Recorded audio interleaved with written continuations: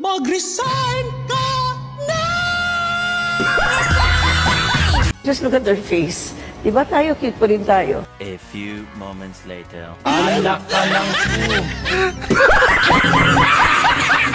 Picture na to, may dalawang flower pots or paso na nakabitay. So dito naman ay tinanggal na nila dahil natakot sila na mahulog yung paso. Sa picture opportunity, inusog muna nila yung table na yon, no? Para magkaroon sila ng malaking space para makapagpa-picture. Mabuhay si Tolpo! Wala mo'y panihapon, hinay kayo. Hindi ba naging conflict of interest to dahil lang galing ang pondo mula sa DOT na hawak ng kapatid mong si Wanda Tulfo na ngayon ay tumatakbo rin sa party list na turismo? Ang batas naman po natin ay allowed po, no? Mag-divest ng shares or interest sa anumang kumpanya na pag-aari niya. Nasa kanya po yan. Kung magpapasupi na siya, siguraduhin lamang din po niya na siya po ay magpapakita. Tanginan yan. Nandyan nga siya ngayon, kayo nga ang wala eh. Paano sisiguraduhin niya na magpapakita? Hindi naman siya nakasubpi na. Putang inang tong babaeng to, napakatanga. Dumating na po ang bagong Pilipinas. Kung lalaki ikaw ay walang pupuntahan, magkaumalang nagsihalagi ang ganyan. Ikaw ay walang pupuntahan.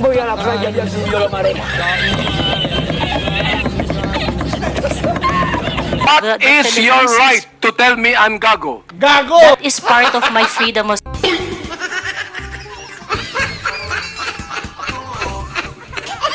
Huwag lang sana tayong magpakita ng anumang kagaspangan. Kagaspangan? Sino nga yung tinutukoy mo? Sino ang unang nag-react? Maaaring, kayo po, Your Honor, mawalang gana. Kayo po. Yan, huwag masyadong kagaspangan, abante. Okay. Alright, welcome back to my channel mga guys. At shout out dyan kay Joey Cruz. Yan, talagang harap-harap ang sinasagot itong si Abante mga guys. Yan, parakpakan tayo dyan kay Joey Cruz. At ito nga mga guys, isi-share kong video, itong topic na sinasabi kasi ni Abante, itong gago na Abante, na sinasabi niya, pag ikaw daw ay vlogger, hindi ka na daw ordinaryong Pilipino. Sang-ayon ba kayo dyan? Ha? Saan ba nilagay ng utak mo, Abante? Ordinaryong Pilipino, kung kunyari mag-upload lang ako ng isang video dyan sa YouTube o sa Facebook, vlogger na ako, hindi na ako ordinaryong Pilipino, di ba? Malaking katangahan yan, Abante. Sana naman gamitin mo naman yung utak mo. Tapos taduro-duro ka pa ng tao dyan. Pero pag ang research person ang gagawa dyan, contempt agad, di ba? Kaya itong mga tulong guys na pahiya-pahiya kahapon at binuksan pa talaga nila itong usaping pulburon video ni Bangag. Naku po! Panawagan tayo dyan kay Senator Bato. Dapat na po talagang i-reopen yung investigasyon dyan sa PDEALEX, di ba mga guys? Kasi may mga witness pa itong si Katibinag, ha? Huwag niyong kalimutan. Yan, maganda yan kasi sila mismo ang nagbukas itong pulburon video. Alright, dito muna tayo sa sinasabi ni Abante mga guys na pag ikaw daw ay vlogger, hindi ka na ordinaryong Pilipino. Saan ba nakuha niyang analysis na yan? Ha? O tapos magagalit kayo sasabihin kayong gago. Di ba kagaguhan naman yung ginagawa niyo dyan ngayon? Ha? Alright, magkilig tayo dito mga guys. The highest court of the land has repeatedly said na hindi po masama ang pagmumura, lalong-lalo na sa mga pampublikong opisyal, especially kung ang pinatutungkulan po ay yung official functions nila. Not the person, but their official functions, Mr. Chair. So yun po ang paninindigan, lalong-lalo na po namin bilang mga manggagawa, dahil kahit meron pong TikTok, Facebook o social media, sa komunidad po, yan ang lengguwahe ng mga manggagawa at ordinaryong Pilipino na nagagalit. Hindi po kasalanan ng mga vlogger o ng mga gumagamit ng Facebook, TikTok, X o kung ano pa mang social media platforms kung bakit merong ganito na mga pagmumura o profanities. Ito po ay lengguwahe ng mga manggagawa at ordinaryong Pilipino na nagagalit. Mr. Elijah, hindi ko binabagit yung lengguwahe ng ordinaryong Pilipino. Ang binabanggit ko, lengguwahe ng vlogger. Hindi ka ordinaryong Pilipino. Mr. Chair, Tatandali lang, kasalala pa ako eh. Alright. Hindi ka ordinaryong Pilipino. Tama, mali? Ordinaryong Pilipino ako, Mr. Chair. Hindi ka ordinaryong Pilipino. Vlogger ka eh. No, manggagawa ako, Mr. Chair. Lahat ba ng ordinaryong Pilipino, vlogger? Mr. Chair, manggagawa ho ako na may platform ho. So, ordinaryong O, di ba? Diyan ka nagkakamali, Abante. Kaya ka nababatikos eh. Ha? Tapos sinasabi niyong palagi niyong binabanggit na yung malicious.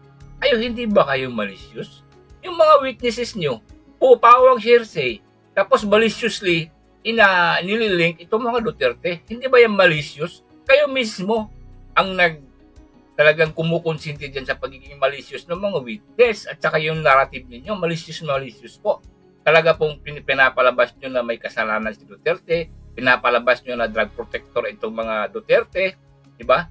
Hindi ba yan malicious? Tapos itong punto na to, kayo mga loyalista, sinasabi nyo na fake news itong mga Duterte, ang mga DDS. Meron ba silang napatunayan na fake news dyan sa mga DDS? Wala. Ang may napatunayan, eto, si Castro. Talagang tinanggal dahil puro fake news yung Facebook niya. Tapos ito pang si Barbers. Di ba dinimanda yan ng mga DDS vlogger na fake news yung sinasabi niyang narco vlogger at saka yung pugo vlogger? Di ba? That is a fact. Dalawang fact na yan. Dito kay Castro, may fake news. Dito kay Barbers, may fake news. Tapos ngayon sa DDS, wala kayong napatunayan. Shout out sa mga DDS dyan. Alam nyo, itong mga DDS kasi, kung wala pang naniniwala dito, wala pang nakikinig dito, hindi nila ipapatawag. Ipapatawag nila dahil apektado sila kasi nakikita nila mas marami ang nakikinig at mas marami ang naniniwala sa mga vlog ng DDS. Yan ang katotohanan. Harapin mo yan, Abante. Whether you like it or not, kahit nagamitin mo pa yung mga power nyo dyan sa Kongreso, yun, nagpa-contempt sila 4. Gamitin nyo. Pero everybody knows, people know, mas maliliwanag sa taong bayan. Na kayo ang talagang nanggigipit sa mga DDS vlogger dahil apektado kayo dahil marami ang naniniwala sa DDS. And that is the truth. Abante! Gunggong! Gago ka!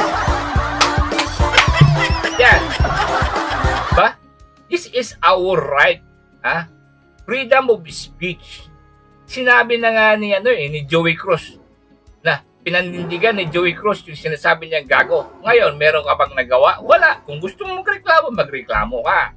Kaya lang, itong ginagawa ninyo, very obvious. Pag-grandstanding lang kayo dyan ang nagpapapansin kayo.